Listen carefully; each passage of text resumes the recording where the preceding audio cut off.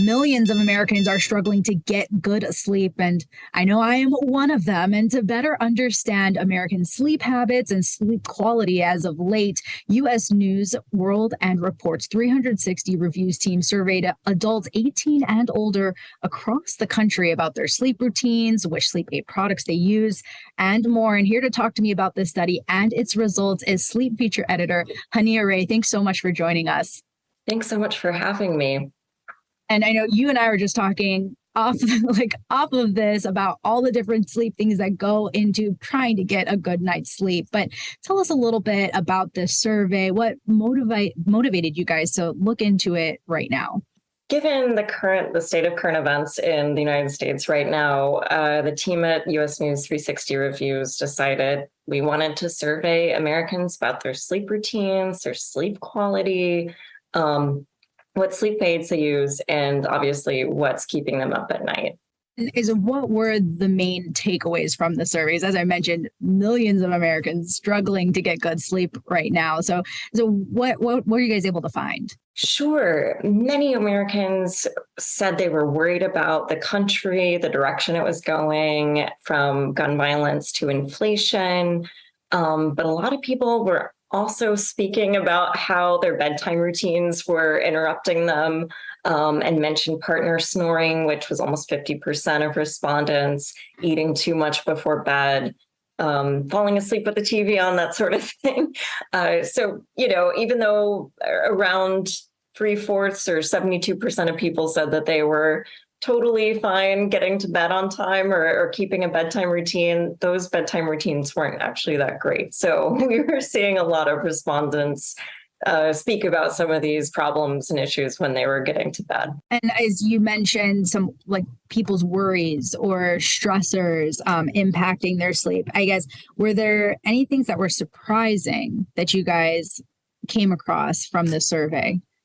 Sure. So we asked people what they would do to improve their sleep quality, specifically what they would give up to improve their sleep quality. And what was surprising to us is that 40% of people said they wouldn't eat out for a month in order to get better sleep. And then almost a quarter said they wouldn't even see their friends for a month to get better sleep. So this is a big concern for a lot of Americans, that they're not getting enough. Maybe good sleepers, people who maybe are getting a better quality than the majority. Were there any things that really stuck out to you guys in terms of, this seems to be maybe a good sleep habit or something to add to your sleep routine that could improve things for people? Sure. Many people kind of assume that the routine they have is good enough, but there's small things that you can do, basically the opposite of what people were saying on this survey. But one of those things is keeping the same bedtime every night, turning off your phone earlier, because blue lights from phones and computers and TVs tend to mess up our circadian rhythm, and that's essentially your internal clock. So you may think your brain kind of sees the light and thinks it's a lot earlier than it is, because the light outside is dark, but you're still getting this bright blue light in your face. And then also, cut out the ice cream right before you go to bed. Don't watch anything stressful on the news. Those things are better habits to have that will go a long way to improving your sleep. And then if you find that you're waking up with aches and pains, and you're a typically healthy person and there aren't any other health issues that you're aware of, it may be time to look at a new mattress or a new bedding pillow. And the reason for that is just that I think people don't invest enough into getting good enough sleep or the place in which they sleep. And considering you spend about a third of your life in your bed, it's worth it to consider either buying a new mattress, which we rate at 360 Reviews, or getting a new pillow or something that would make you more comfortable at night. I am about to go home and really inspect my mattress and look into potentially having to do that. Maybe that's my problem. Now, I want to ask, did your survey look into any specific insights or sleep habits of certain states? Did you guys learn anything about people here in Hawaii? Our survey didn't look specifically at the state level, but we did see that the United Health Foundation had a recent report that shows that Hawaii is apparently the least healthy state, which was sort of shocking to me. But it's mentioned that 40% of Hawaiian residents weren't getting enough sleep. And, the general US population's around a third of people aren't. So something's going on in Hawaii where you guys are not getting enough, and maybe that's worth further consideration. Awesome. Well, thank you so much for joining us, Hania. I appreciate you being here with us. Thank you so much.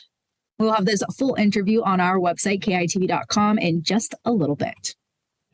Now, the results for Hawaii may have been skewed by our own GMH team. We probably get a standard 8 hours combined between the all of us.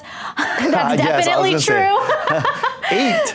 That's, yeah. I know, I was gonna be like 8. I never reach that. I'm lucky if I get 5. Now, we asked our morning team what we would give up for sleep, and here are the responses. So I said I would give up chocolate, and it pains me to say that because I love chocolate so much. But that's how much I would be willing. I want to get good sleep. And of course, you can hear Davey right now. Davey, what did you say you'd be willing to give up? I said chocolate ice cream, and Bree, one of our producers, was like, "Do you even like chocolate ice cream?" I'm like, "I love chocolate chip ice cream from Haagen-Dazs with hot fudge on a chocolate brownie. That's how much I love chocolate."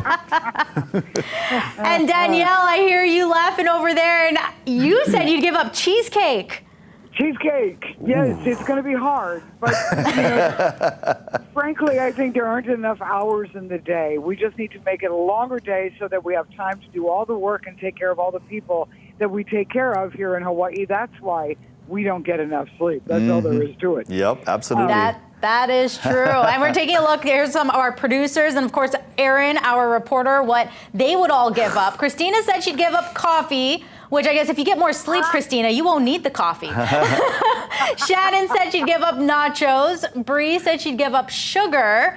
And Bree was funny. She was like, if I give up sugar and I'm getting more sleep, I'm already like 50 times healthier. So, and Aaron's giving up margaritas. I'm with you there, Aaron. I think that was another thing I'd give up, alcohol. I'm willing to give it all up to get some of that sleep.